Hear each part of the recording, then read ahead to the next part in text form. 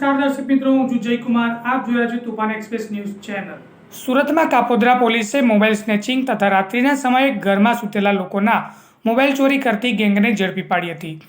ઝડપી પાડેલી ગેંગના સભ્યો પાસેથી 16 મોબાઈલ તથા એક મોટરસાઇકલ મળી 1,54,000ના મુદ્દા માલ સાથે ઝડપી પાડ્યા હતા. રિપોર્ટર સુનિલ ગાંજાવાલા, સુરત.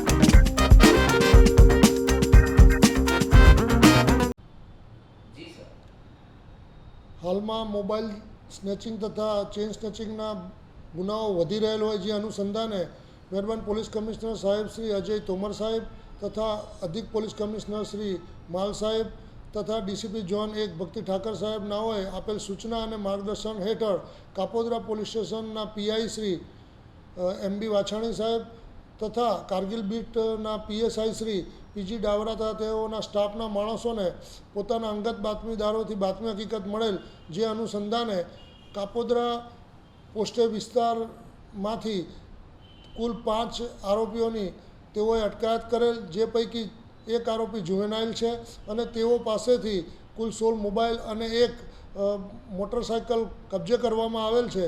આ આરોપીઓનો ગુનાહિત ઇતિહાસ પણ છે અને જે જુવેનાઇલ છે તેનો પણ પોતાનો ગુનાહિત ઇતિહાસ છે.